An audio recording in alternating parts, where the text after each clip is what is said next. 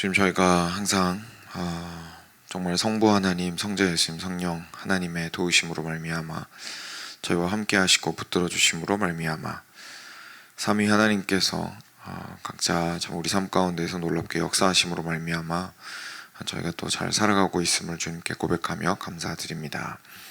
주께서 저희에게 정결하게 하라 하시고 주께서 저희에게 주의 길을 계속해서 따를 것을 말씀하시고 그리고 저희가 주님의 백성임을 항상 기억하게 해주셔서 감사드립니다. 저희 삶 속에 있는 일들이 저희들을 힘들게 하고 곤혹스럽게 하고 당혹스럽게 하는 것들이 많이 있어서 그것들이 항상 저희에게는 좋지 않은 것처럼 느껴질 때가 있지만 그래도 그 안에서 우리가 주님이 누구신지를 먼저 기억하고 그것을 통하여 우리가 누구인지를 알게 되니 또한 주님께 감사드리기 원합니다. 항상 저희가 주님 앞에 주의 은혜를 기억하고 감사하는 사람들 될 수 있도록 주여 도와주시고 주의 길로 계속해서 인도하여 주시기를 다시 한번 간구드립니다.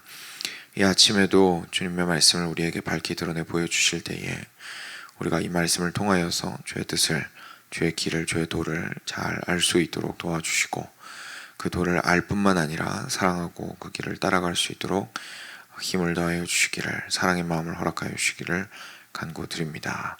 오늘도 말씀하실 것을 기대하며 우리 주 예수 그리스도의 이름으로 기도드렸습니다. 아멘. 네, 저희 열왕기하 계속 보겠습니다. 오늘은 11장 13절입니다.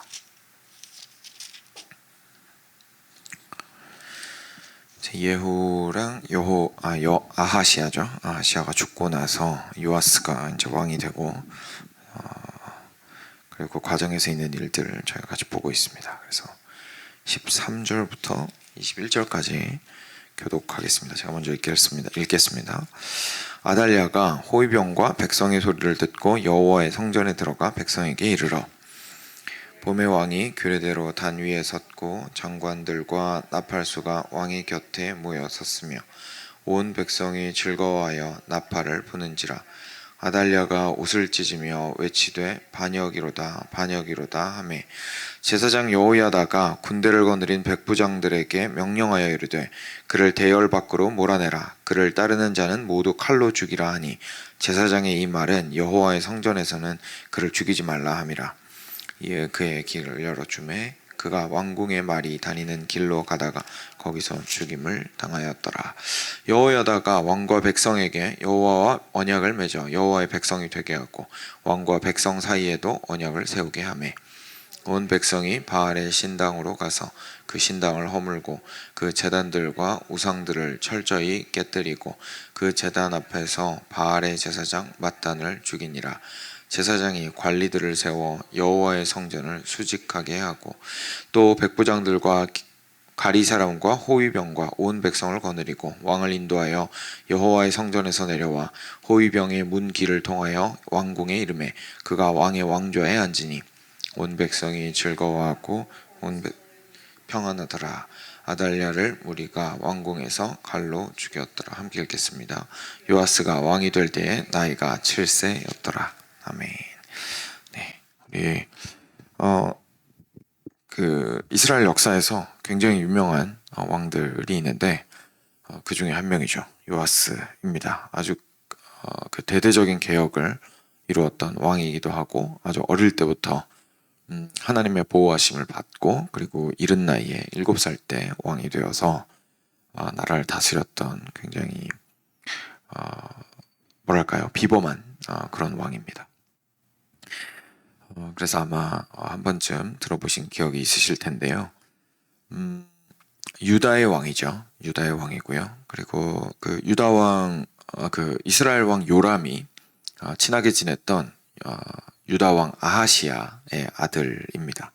아하시아의 어머니가 아달랴라는 사람이었는데 이 사람이 어제 묵상하신 분들은 기억하시겠지만 그 아하시아가 없어진 이후에 그 사람이 자기 마음대로 나라를 다스리려고 했습니다. 그래서 자기의 이제 야욕이죠. 정치적이나 뭐 다른 여러 가지 야욕을 막 드러내면서 그 땅을 자기 마음대로 하려고 하고 그리고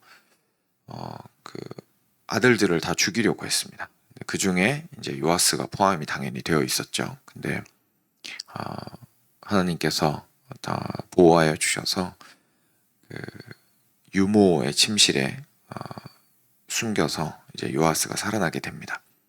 그래서 어제 말씀에 11장 3절에 보시면 요아스가 여호와의 성전에 6년을 숨어 있었다라고 나옵니다. 그래서 오늘 보시면 오늘 말씀 마지막에 7살에 왕이 됐다고 나오잖아요. 그러니까 태어난 지 얼마 안 됐을 때 이렇게 유모가 데리고 싸들고 나가서 성전 안에 들어가서 성전은 아무나 못 들어오니까 성전 안에서 이렇게 숨어 지냈던 거예요. 그래서 6년 동안 6살 될 때까지 숨어 지내다가 이제 좀 이따 말씀드리겠지만 제사장 여호야다의 통솔로 있었던 쿠데타를 통해서 이제 7살에 왕이 되게 됩니다. 일곱째 해에 이제 여호야다라는 제사장이 있었는데 이 제사장이 이제 계획을 짭니다. 그래서 아마 그 전부터 계획을 짰겠죠. 사람들과 잘 이렇게 관계를 맺고 이렇게 의중을 전달하고 해가지고 당연히 아달랴가 정통성이 있는 왕이 아니었기 때문에 정당성을 확보하기는 힘들었겠죠. 그렇다고 하나님의 뜻대로 잘 다스린 것도 아니었고요. 그러다 보니까 제사장인 여호야다가 이제 내가 여기에서 이렇게 진짜 왕의 혈통인 왕자를 데리고 있으니까 이를 이제 왕으로 세울 때가 되었다라고 생각을 했던 것 같습니다. 그래서 굉장히 주도 면밀하게 그 성전에서부터 뭐랄까요, 이렇게 쿠데타를 일으키려고 사람들을 모았습니다. 그래가지고 거기에서 그 군대도 이제 불러 모으고 그리고 무기가 필요했기 때문에 거기에서 성전에서 보관하고 있었던 다윗 왕의 창과 방패 이런 것들을 이제 백부장들한테 막 내주면서 이제 싸울 수 있도록 준비를 시켰습니다.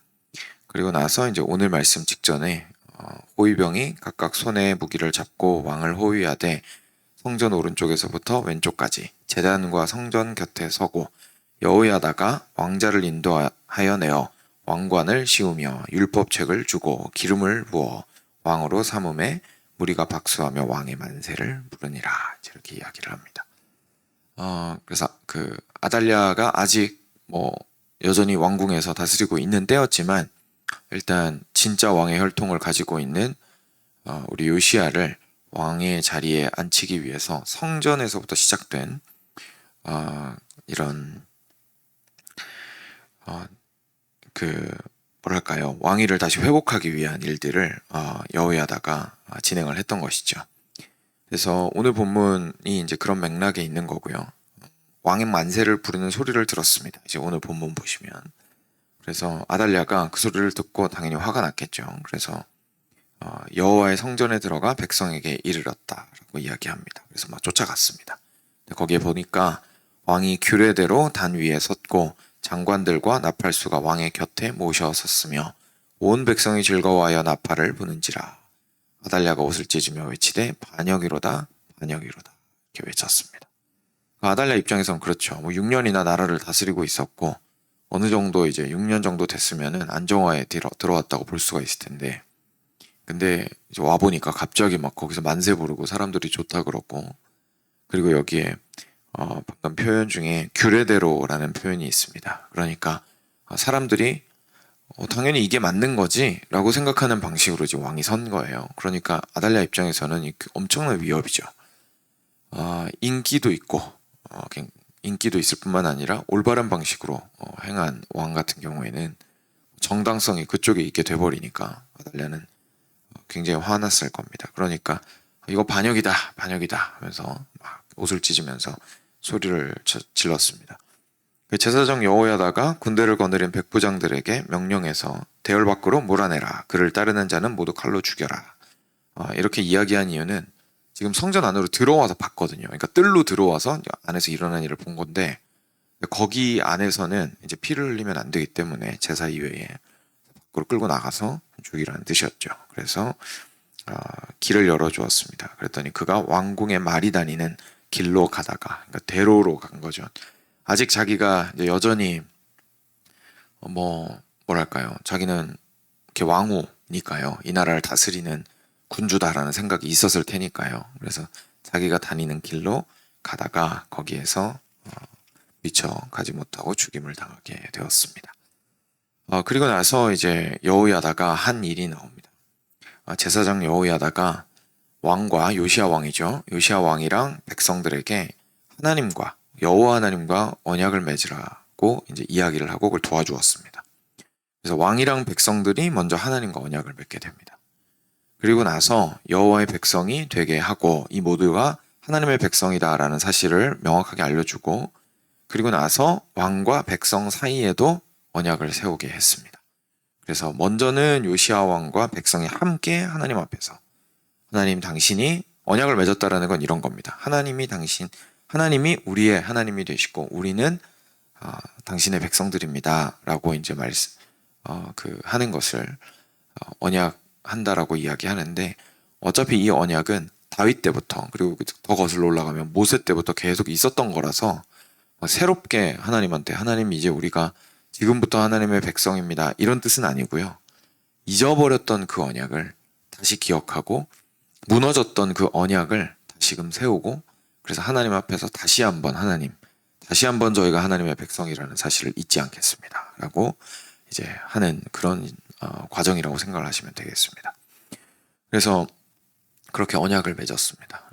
그렇게 하고 나서 18절에 온 백성이 바알 신당으로 가서 신당을 허물고 제단과 우상들을 철저하게 깨뜨리고 제단 앞에서 바알의 제사장 마땅까지 죽이고 그리고 제사장이 관리들을 세워서 여호와의 성전을 수직하게 하고 그러니까 맡아서 일하게 하고 또 백부장들과 기리 사람과 호위병과 온 백성을 거느리고 왕을 인도하여 이번에는 여호와의 성전에서 내려와서 호위병의 문 길을 통하여 왕궁에 이르렀습니다. 그래서 그가 왕의 왕좌에 앉으니 그제서야 온 백성이 즐거워하고 온 성이 평온하였더라 고 이야기합니다. 그리고 죽은 사건에 대해서는 앞서서 설명했던 아달랴의 죽음을 다시 한번 이렇게 결정적으로 이야기를 하면서 끝을 맺고 있습니다. 아달랴를 무리가 왕궁에서 칼로 죽였더라.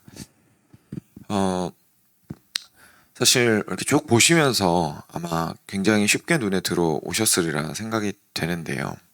이제까지 앞에서 저희가 보았던 그래도 좀 인생을 잘 살아보고자 했던 하나님 앞에서 잘 살아보고자 했던 왕들이 있었지만 많은 경우에 그 끝이 좋지 못하거나 아니면 바로 직전에 우리가 보았던 예후 같은 경우에도 물론 이스라엘이긴 했지만 남유다가 아니라 이 사람이 이제 그 땅에서 막 다 죽이고 그죠? 그 왕도 죽이고 그 아들도 죽이고 친척들도 죽이고 주변에서 섬기던 사람들도 죽이고 막 이러면서 숙청 작업을 대대적으로 하면서 이렇게 나라의 개혁을 진두지휘했었던 예후의 이야기를 저희가 보았지 않습니까?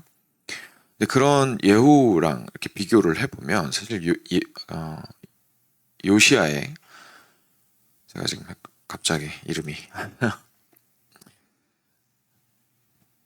요아스죠. 네, 요아스 왕의 이 하나님 나라의 회복과 그 남유다를 회복하는 그 과정들은 굉장히 많이 달랐던 것을 저희가 보게 됩니다. 요아스는 아주 어렸습니다. 아주 어렸고 실제로 너무 어렸기 때문에 그냥 어렸던 것도 아니고 너무 어렸기 때문에 사실상 뭔가를 할 수 있는 나이가 아니었죠. 그런데 하나님께서 그 사람을 사용하셔서 이제 왕의 혈통에 있는 왕자였기 때문에 왕의 자리에 앉히기로 결정을 하셨는데 근데 그때의 그 모든 개혁의 과정에서 앞서서 진두지휘를 했던 사람은 사실 여호야다 제사장이었던 것을 저희가 보게 됩니다. 그래서 이 제사장이 나라의 개혁을 주도한 것이죠. 근데 이 여호야다가 아주 지혜롭고 그리고 올바른 방식으로 이 개혁을 진행한 것을 특히 예후랑 비교해 보았을 때 저희가 또 더 선명하게 보게 되는 것 같습니다. 제가 지난주 내내 좀 살펴보았던 예후의 모습은 굉장히 정치적이었고 권모술수에 능한 그 사람의 정치적인 능력이나 지혜나 이런 것들을 통해서 또는 심지어 잔혹성이나 이런 것들을 통해서 이제 나라의 개혁이 어떻게 보면 시작되었고 이루어졌다라고 볼 수가 있는데요. 요아스 같은 경우에는 여호야다가 맨 처음에 일단 성전에서부터 시작을 했습니다. 그렇죠? 시작을 성전에서 했습니다. 근데 이게 그냥 단순하게 전략적인 게 아닌 게, 전략적으로도 굉장히 큰 의미가 있긴 하지만 단순히 전략적이지 않은 게, 성전은 하나님께서 거하시는 곳이었습니다. 하나님께서 거하시는 곳이었습니다. 그리고 여호야다가 그것을 무시하면서 멋대로 성전을 다루었던 것이 아닌 것은, 그 사람들이, 아달랴가 성전 안으로 들어왔을 때에 바로 잡아 죽이지 않고 이제 나가서 죽이라고 이야기를 했던 것에서도 저희가 알 수 있는 부분이죠. 그러니까 여호야다는 그 성전을 성전답게 이제 가꾸려고 했던 사람이었고, 그 안에 이제 우리 요시야 왕을 데리고 있으면서, 왕자를 데리고 있으면서 계속 거기에서 어떻게 하면 다윗 왕에게 허락하셨던 그 왕좌와 언약을 계속해서 끊어지지 않고 회복할 것인가에 관심을 가졌던 사람이라는 사실을 저희가 충분히 추측해 볼 수 있습니다. 그래서 여호야다가 그런 마음을 품고 준비를 하였는데, 거기에서 이제 군대나 무기 지원이나 이런 것들까지도 다 했고요. 그리고 나서 그 성전에서 오늘 본문을 보시면 이제 만세를, 백성들을 불러서 만세를 부르고, 그리고 군사들을 도열을 시키고 해가지고 왕의 자리에 앉히게 됩니다. 근데 오늘 말씀 바로 직전 12절에 보면요, 뭐라고 나오냐면, 요아스 왕에게, 왕자에게 그 왕이 즉위식을 하면서 기름 붓는 그 의식을 하면서 율법을 그에게 주어준 것을 보게 됩니다. 율법을 그에게 주어주었습니다. 근데 다른 왕들한테서는 저희가 좀 발견하기 힘든 부분이죠. 성전에서 출발했고, 그가 기름 부음을 받을 때 율법을 손에 쥐고 출발했던 것을 보게 됩니다. 그러니까 여호야다가 하나님 중심으로 이 모든 개혁이 이루어질 수 있기 위해서 굉장히 애를 많이 썼던 것을 저희가 보게 됩니다. 그리고 더 확실하게 보게 되는 것은 이제 언약을 맺는 과정이죠.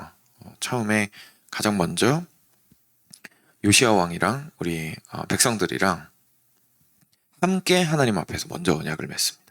왕한테도 확실하게 주지를 시키는 거죠. 왕이시여, 뭐 6살밖에 안 됐지만, 7살이죠. 7살밖에 안 됐지만, 왕이시여, 지금 우리가 여기에 이렇게 있는 것은, 그리고 성전에서 이 모든 것을 출발해야 하는 것은 우리가 하나님의 백성이기 때문입니다. 그래서 당신도 이제 왕이지만 하나님의 백성입니다 라는 걸 일단 왕한테도, 그리고 백성들한테도 다시 한번 기억하게 하는 겁니다. 그래서 백성들의 대표로서 아무리 어리지만 왕의 자리에 있는 이 요시야 왕이 하나님 앞에서 이제 언약을 맺게 됩니다. 근데 거기서도 끝나지 않았습니다. 하나님 앞에서 그냥 이야기하고 끝난 게 아니라 이번에는 뒤를 돌아서 왕이 이제 백성들을 향해서 서고 왕과 백성들 사이에 언약을 맺게 한 것이죠. 그래서 방금 진짜 왕인 하나님께, 하나님 당신이 우리의 왕이십니다, 우리는 당신의 백성입니다, 이렇게 이야기를 하고 나서 우리한테로 돌이킨 다음에 그런데 요시야 왕 당신이 그 하나님이 우리 왕으로 세우신 분이십니다, 그리고 우리는 당신의 백성입니다 라고 언약을 또 맺었던 겁니다. 그러니까 우선순위가 어디에 있는지 여호야다는 확실하게 알고 있었던 거죠. 가장 먼저 하나님과의 관계, 하나님의 백성이라는 사실을 기억하고 그것을 따라 사는 삶이야말로 이 나라가 올바르게 서게 되는 길이다라는 것을 확실하게 알고 있었고, 그러면서도 현실적으로도 지금 이 땅 가운데서 이 나라가 하나님의 뜻을 따라서 구체적으로 다스림을 받으려면 이 왕이 하나님으로부터 받은 권위를 가지고 올바르게 설 필요가 있다는 사실을 정확하게 알고 있었던 사람이었던 겁니다. 그래서 요시야 왕을 그 자리에 세우고 백성들과 함께 언약을 맺게 했었습니다. 그리고 나서 백성들이 하나님 앞에 이렇게 올바르게 서게 되었을 때에, 그리고 자기 자신들도 민족의 리더십이 생겼을 때에 무슨 일을 하게 되냐면 뒤를 돌아서 자기들의 과거에 잘못되었던 삶을 청산하기 시작합니다. 가가지고 자기들이 뭐 누가 시키지도 않았는데 신당에 가서 다 쓸어버렸습니다. 그래서 이전에 있었던 바알 신상과 자기들이 우상 숭배하기 위해서 남겨두었던 것들을 이렇게 처리를 하는 것을 보게 됩니다. 그리고 거기에 심지어 바알의 제사장이 있었는데 그까지도 죽이게 되고, 그리고 이제 단지 과거 삶을 청산한 것이 아니라 여호와의 성전에서 일하는 사람들을 다시 한번 세우고, 그래서 자신들의 신앙을 하나님 앞에서 올바르게 하고자 하는 것을 보게 됩니다. 그리고 나서야 요시야 왕이 왕궁으로 들어갔습니다. 그리고 나서야 이 모든 일들이 진행되고 나서야 진짜로 정사를 다루기 위해서 자기가 맡은 왕의 일을 감당하기 위해서 왕궁으로 들어갔습니다. 사랑하는 여러분, 저희가 삶 가운데에서 당연하다는 생각이 들지만 이스라엘 역사를 쭉 이렇게 훑어오면서 요시야 왕 같은 케이스가 많지 않다는 것이 사실 저희들한테 던져주는 메시지가 있습니다. 저희한테 물어보거나 저희가 스스로 생각을 할 때에 되게 당연하게 이야기할 수 있는 수순들입니다. 당연히 내 삶이 변화되려면 하나님과의 관계가 좋아져야지. 다 알고 있습니다. 그죠? 그리고 나서 내 삶을 정비해야지. 그리고 죄를 회개해야지. 돌이켜야지. 청산해야지.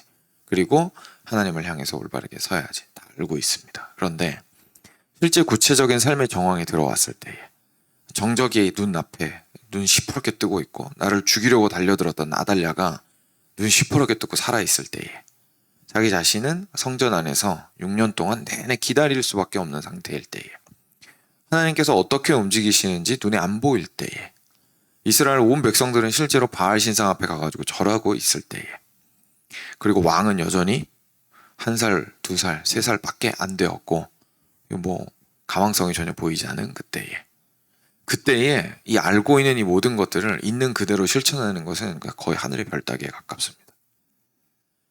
그렇기 때문에 이 요시야 왕의 이런 개혁의 모습이 어떻게 보면 이스라엘의 그 수많은 왕들의 역사를 저희가 쭉 보면서 그래도 하나님 백성인데 그래도 성전이 이렇게 버젓이 거기 도시 안에 이렇게 그죠? 서 있고 그 수많은 왕들의 이야기를 들으면서 자랐을 거고 온갖 무용담들과 하나님께서 놀랍게 역사하신 기적들에 대한 이야기와 민족이 모세 이후로 겪어왔던 일들을 엄마, 아빠, 할머니, 할아버지로부터 옛날 얘기처럼 맨날 들으면서 컸을 텐데 그랬는데 그 와중에 요시야 왕을 제외하고 이게 비슷한 수준의 사람 찾기가 참 쉽지가 않구나라는 것을 저희가 보면 이것이 저희가 머리로 안다고 되는 문제가 아니라는 것을 알게 됩니다. 그래서 저희가 정말 진지하게 이 것에 대해서 저희의 삶을 좀 돌이켜볼 필요가 있습니다. 개혁은 어마어마한 힘을 필요로 합니다. 굉장한 담대함을 필요로 하고 상당한 근원부터의 변화를 요구하기 때문에 상당한 어려움들과 장애들을 마주할 수밖에 없습니다.